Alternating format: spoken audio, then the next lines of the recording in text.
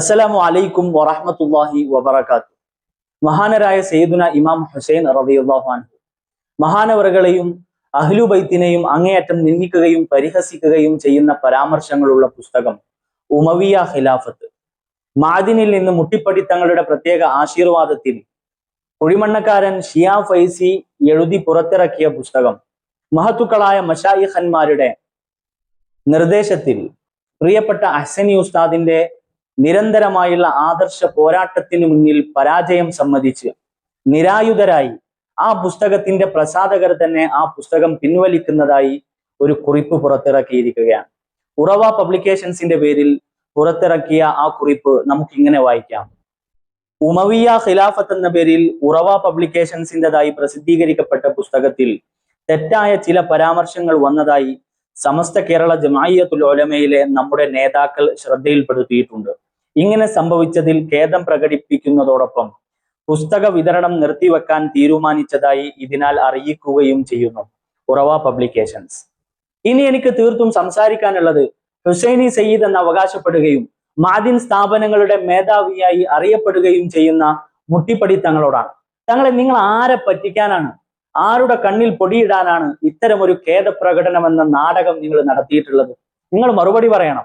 നിങ്ങളുടെ സ്ഥാപനത്തിൽ ജോലി ചെയ്യുന്ന, നിങ്ങളുടെ ഭക്ഷണവും വെള്ളവും നിങ്ങളുടെ പക്കൽ നിന്ന് ശമ്പളവും കൈപ്പറ്റുന്ന ഈ പറയുന്ന ഷിയാ ഫൈസി അദ്ദേഹം നടത്തിയിട്ടുള്ള ഇമാം ഹുസൈൻ റളിയല്ലാഹു അൻഹുവിനെതിരിൽ, അഹ്ലു ബൈത്തിനെതിരിൽ അദ്ദേഹം നടത്തിയിട്ടുള്ള പ്രഭാഷണങ്ങൾ, അദ്ദേഹം രചിച്ചിട്ടുള്ള ഈ പുസ്തകത്തിലുള്ള അപകടകരമായ പരാമർശങ്ങൾ, അതിന്റെയൊക്കെ ആഴം നിങ്ങൾക്ക് ശരിയായി ബോധ്യമുണ്ടല്ലോ. എന്താണ് അദ്ദേഹം പറഞ്ഞിട്ടുള്ളത്?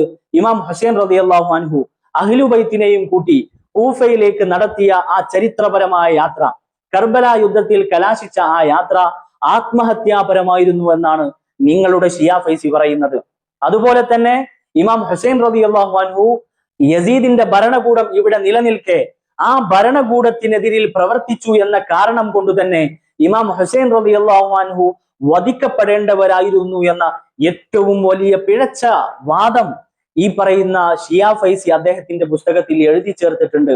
വസ്തുതകൾ ഇതാണെന്നിരിക്കെ എന്തുകൊണ്ട് മുട്ടിപ്പടിത്തങ്ങളെ നിങ്ങൾ ശ്രദ്ധിച്ചു കേൾക്കണം, എന്തുകൊണ്ട് ഇമാം ഹുസൈൻ റളിയല്ലാഹു അൻഹുവിനെതിരിൽ തെറ്റായ പരാമർശങ്ങൾ ഉമവിയ ഖിലാഫത്ത് എന്ന് പറയുന്ന ആ പുസ്തകത്തിൽ ഉണ്ട് എന്ന ഒരു കുറ്റസമ്മതം ഈ പറയുന്ന ഖേദപ്രകടനം എന്ന നാടകത്തിൽ ആ വാറോലയിൽ എഴുതി ചേർക്കാൻ നിങ്ങൾക്ക് കഴിഞ്ഞില്ല? നിങ്ങൾ മറുപടി പറയണം. നിങ്ങൾ ആരെയാണ് സംരക്ഷിക്കാൻ ശ്രമിക്കുന്നത്? ഇമാം ഹുസൈൻ റളിയല്ലാഹു അൻഹുവിനോട് ഉള്ളതിനേക്കാൾ എന്ത് കടപ്പാടാണ് ഈ പറയുന്ന ഷിയാ ഫൈസിയോട് നിങ്ങൾക്കുള്ളത്? നിങ്ങളുടെ അരമനയിൽ പാലും തേനും നൽകി ഇന്നും നിങ്ങൾ പോറ്റിക്കൊണ്ടിരിക്കുന്ന ഷിയാ ഫൈസി, അദ്ദേഹത്തിന് ജീവനുണ്ടല്ലോ, അദ്ദേഹത്തിന്റെ നാവ് ചലിക്കുമല്ലോ. എന്തുകൊണ്ട് അദ്ദേഹം പുറത്തിറങ്ങി വന്ന് ഈ പറയുന്ന വിഷയങ്ങളിൽ അദ്ദേഹത്തിന്റെ നിലപാട് അദ്ദേഹം വ്യക്തമാക്കുന്നില്ല? മറുപടി പറയണം. നിങ്ങൾ കൂടി ഈ പുസ്തകത്തിന് ഉത്തരവാദിയാണ്. ഒരു കുറ്റസമ്മതത്തിന്റെ വാക്കുപോലും എഴുതി ചേർക്കാത്ത ഈ നിങ്ങളുടെ ഖേദപ്രകടനം എന്ന നാടകത്തിലും ആ വാറോലയിലും നിങ്ങളുടെ ഒന്നിനും കഴിയാതെ ആദർശപരമായി കുഴഞ്ഞു കിടക്കുന്ന നിങ്ങളുടെ ശവസ്ഥയെ പരാമർശിക്കുന്നുണ്ട്, അതിന്റെ നേതാക്കളെ നിങ്ങൾ പരാമർശിക്കുന്നുണ്ട്. യഥാർത്ഥത്തിൽ നിങ്ങൾ ചെയ്യേണ്ടിയിരുന്നത് ഈ പറയുന്ന ഷിയാ ഫൈസിയെ വിളിച്ചു വരുത്തുകയും ഇമാം ഹുസൈൻ റളിയല്ലാഹു അൻഹുവിനെതിരിലും അഹ്ലു ബൈത്തിനെതിരിലും അദ്ദേഹം നടത്തിയിട്ടുള്ള പ്രഭാഷണങ്ങളുടെ, അദ്ദേഹം എഴുതിയിട്ടുള്ള വാക്കുകളുടെ ആഴവും ഗൗരവവും പറഞ്ഞു മനസ്സിലാക്കി കൊടുക്കുകയും അദ്ദേഹത്തെ കൊണ്ട് പൊതുജനത്തിനു മുന്നിൽ വന്ന് തിരുത്തിക്കുകയും ചെയ്യണമായിരുന്നു. എന്ന് മാത്രമല്ല, ഇമാം ഹുസൈൻ റളിയല്ലാഹു അൻഹുവിന്റെ മദ്ഹ് പറയുന്ന പ്രഭാഷണങ്ങൾ, മദ്ഹ് പറയുന്ന പുസ്തകങ്ങൾ, അവിടുത്തെ ഷഹാദത്തിനെ വർണ്ണിക്കുന്ന, അതിന്റെ മഹത്വം പറയുന്ന പുസ്തകങ്ങളും പ്രഭാഷണങ്ങളും അദ്ദേഹത്തെ കൊണ്ട് ചെയ്യിക്കണമായിരുന്നു നിങ്ങൾ. എന്നിട്ട് മഹത്തുക്കളായ കാലഘട്ടത്തിലെ മശായിഖന്മാരുടെ മുന്നിൽ വന്ന് തൗബ ചെയ്യാൻ അദ്ദേഹത്തോട് ആവശ്യപ്പെടണമായിരുന്നു. അതല്ലേ മുൻഗാമികൾ നമുക്ക് കാണിച്ചു തന്ന മാതൃക? മഹാനരായ ഇമാം റാസി റളിയല്ലാഹു അൻഹു അദ്ദേഹം നൽകിയിട്ടുള്ള ഒരു ഫത്വയിൽ ഇതുപോലെ അപകടകരമായ വലിയ വിഷയങ്ങളല്ല, ഇമാം റാസി നൽകിയിട്ടുള്ള ഒരു ഫത്വയിൽ പിഴവ് വന്നു എന്ന് ഇമാം റാസി റളിയല്ലാഹു അൻഹുവിന് ബോധ്യപ്പെട്ടപ്പോ ഇമാം റാസി തങ്ങൾ ചെയ്ത പണിയെന്താ? നാട് മുഴുവൻ നടന്നു പറഞ്ഞു, ഞാൻ നൽകിയിട്ടുള്ള ഫത്വയിൽ പിഴവ് വന്നിട്ടുണ്ട്, അതിന്റെ ശരിയായ വശം ഇതാണ്, ഞാൻ അതിൽ ഖേദിക്കുന്നു എന്ന് ഇമാം റാസി റളിയല്ലാഹു അൻഹു നടന്നു പറഞ്ഞു. അത് കണ്ട് കാലഘട്ടത്തിലെ മശായിഖന്മാർക്ക് ഇമാം റാസിയോട് വല്ലാത്ത മഹബത്ത് തോന്നി, ഇഷ്ടം തോന്നി. അതുകൊണ്ട് തന്നെ മഹത്തുക്കളായ മശായിഖന്മാരുടെ വഴിയിലേക്ക് അവരുടെ കരം പുൽകാൻ ഇമാം റാസി തങ്ങൾക്ക് അവസരം ലഭിച്ചു. ഇതൊക്കെയല്ലേ നിങ്ങൾ മാതൃകയാക്കേണ്ടിയിരുന്നത്? ഇതൊന്നും ചെയ്യാതെ നിങ്ങൾ എങ്ങനെയാണ് മുത്ത റസൂൽ സ്വല്ലല്ലാഹു അലൈഹി വസല്ലമ തങ്ങളെ വിളിച്ച് പരിശുദ്ധമായ സ്വലാത്തിന്റെ മജ്ലിസുകൾ നിങ്ങളുടെ സ്ഥാപനത്തിൽ ഇനി നടത്തുക? യഥാർത്ഥത്തിൽ നിങ്ങൾ ഇപ്പൊ ചെയ്തിട്ടുള്ളത്, നിങ്ങൾക്ക് കുറച്ച് പണക്കാരുണ്ട്, അവരെ കൊണ്ടാണ് നിങ്ങളുടെ സ്ഥാപനം നടന്നു പോകുന്നത്.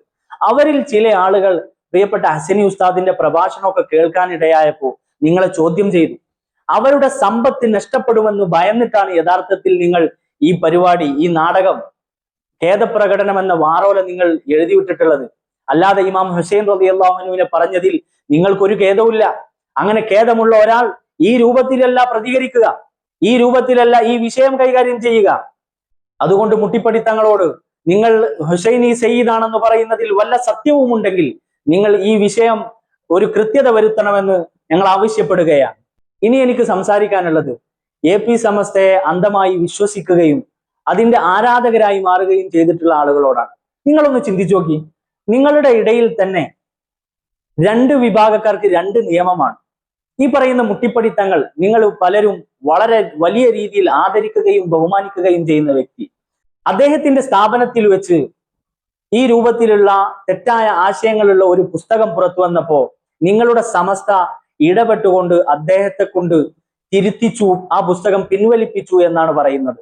എന്നാൽ അപ്പുറത്ത് മറ്റൊരാളുണ്ടല്ലോ, പേരോട് അബ്ദുറഹ്മാൻ സഖാഫി. എത്ര വർഷമായി സുന്നത്ത് ജമാഅത്തിന്റെ ആദർശങ്ങൾക്കെതിരിൽ, ആശയങ്ങൾക്കെതിരിൽ അദ്ദേഹം പ്രവർത്തിച്ചു കൊണ്ടിരിക്കുന്നു, സംസാരിച്ചു കൊണ്ടിരിക്കുന്നു. എന്തുകൊണ്ട് ഇതുവരെ അദ്ദേഹത്തെ കൊണ്ടൊന്ന് പിൻവലിപ്പിക്കാൻ, ആ രൂപത്തിലുള്ള ഒരു കുറിപ്പെങ്കിലും പുറത്തിറക്കിപ്പിക്കാൻ നിങ്ങളുടെ സമസ്തക്ക് സാധിക്കാതെ പോയത് എന്തുകൊണ്ടാണ്? ഈ പറയുന്ന മുട്ടിപ്പടിത്തങ്ങൾ ഉൾപ്പെടെയുള്ള നിങ്ങളുടെ നേതാക്കൾ എന്തുകൊണ്ട് പേരോടിനെ ഭയപ്പെടുന്നു? യഥാർത്ഥത്തിൽ നിങ്ങളുടെ തലകളെ നിയന്ത്രിക്കുന്നത് പേരോടിനെ പോലെയുള്ള ചില വാലുകളാണെന്ന് ഹസനി ഉസ്താദ് പറഞ്ഞത് യാഥാർത്ഥ്യമായിരുന്നു അല്ലേ? നിങ്ങളുടെ അവസ്ഥ കാണുമ്പോൾ ശരിക്ക് സഹതാപവും അതുപോലെ തന്നെ സന്തോഷവും തോന്നുക. ഈ വിഷയം തന്നെ നിങ്ങളൊന്ന് ചിന്തിച്ചു നോക്ക്.